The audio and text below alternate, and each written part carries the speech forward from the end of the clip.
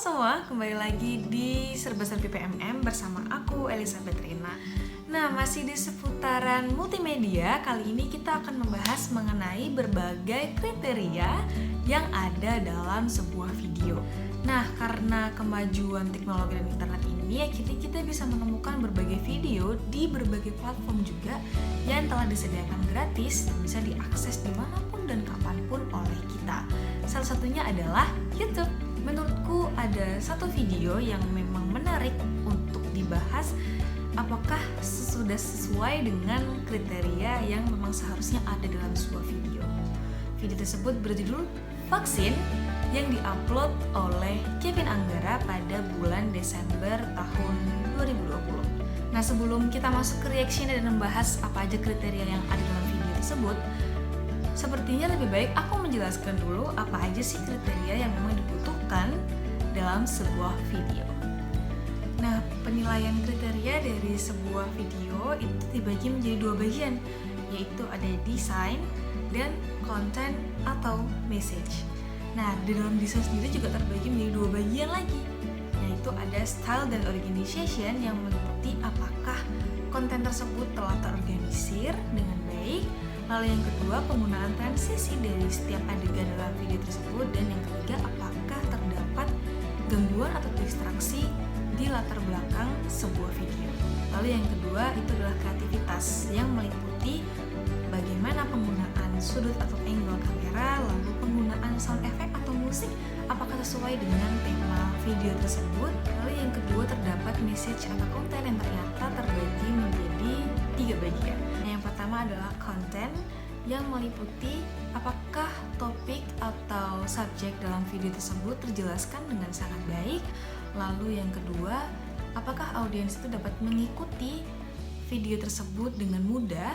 Lalu yang ketiga, apakah mampu membuat audiens itu dapat memiliki keinginan ingin terus memperhatikan video tersebut. Lalu yang kedua, terdapat quality. Nah, quality ini meliputi apakah suara atau musik yang digunakan itu terdengar dengan jelas atau tidak. Lalu bagaimana penggunaan pencahayaan, apakah sesuai atau kurang. Lalu mengenai kestabilan kamera, apakah kameranya itu goyang atau stabil, dan gambarnya itu fokus atau tidak. Lalu yang ketiga itu ada spelling, usage, grammar, dan mekanik yang meliputi apakah ada kesalahejaan dari penulisan kata atau penuturan kata dari si pembuat video atau orang-orang yang terlibat berdialog di video tersebut.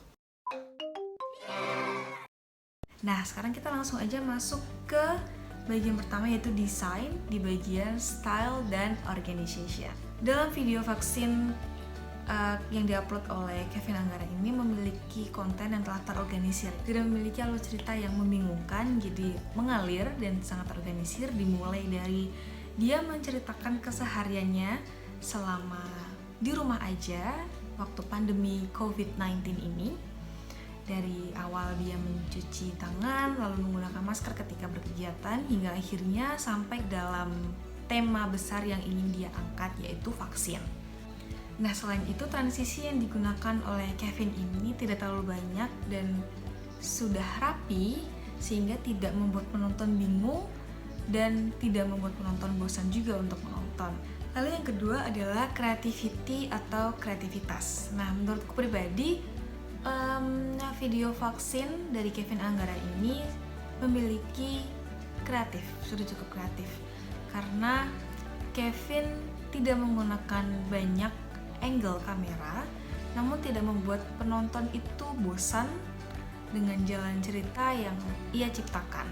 Nah, dalam video ini Kevin juga menggunakan sound effect atau musik walaupun tipis sehingga penonton tetap fokus terhadap apa yang mereka bicarakan, tidak hanya fokus terhadap sound effect atau musik yang diberikan oleh Kevin dalam video tersebut. Vaksin ini gunanya untuk mencegah penyebaran penyakit, bukan ngubah manusia jadi Titan. Emangnya udah aman? Ya, harus melewati tahapan proses di BPOM dulu. Lalu kita masuk ke bagian message atau konten. Nah, yang pertama adalah konten. Topik yang akan dibawakan oleh Kevin itu sudah tertera dengan jelas di judul, yaitu vaksin.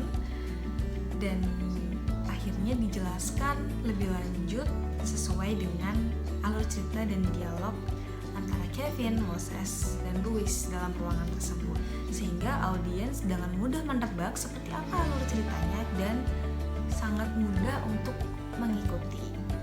Perhatian audiens itu juga tertahan, atau audiens itu memiliki keinginan untuk terus memperhatikan langsung karena minimnya sound effect atau musik yang digunakan dalam video tersebut, dan menyelipkan 3 gambar mengenai tahapan pemberian vaksin di dalam masyarakat.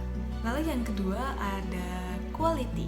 Nah, di quality tersebut aku menemukan bahwa musik dan suara dari dialog Kevin atau Moses atau Louis ini terdengar dengan sangat jelas oleh audiens. Lalu gambar yang terekam itu juga terlihat sangat baik, sangat jelas dan tajam, tidak ada yang blur, tidak ada yang tidak fokus, dan juga video yang diambil itu stabil, tidak ada yang bergoyang atau terkesan seperti video amatir. Lalu pencahayaan yang digunakan juga sangat bagus, tidak kontras dengan warna ruangan yang digunakan. Namun sayangnya aku tidak menemukan adanya tambahan subtitle di bawah untuk membantu memperjelas kembali isi dialog atau apa yang ingin Kevin sampaikan kepada para audiens. Nah, sekarang sudah sampai di penghujung video. Aku harap dari awal apa yang aku telah sampaikan, dari penjelasanku mengenai video, bagaimana kriteria-kriteria yang baik dari sebuah video, dan juga pemberian contoh, apakah ada video yang memang sudah mencakup kriteria video yang baik, itu dapat membantu dan memberikan tambahan informasi kepada teman-teman, dan mungkin mendorong teman-teman untuk ikut membuat dan memproduksi video dan akhirnya diupload di berbagai platform. Jadi tetap semangat. Terima kasih sudah menyaksikan.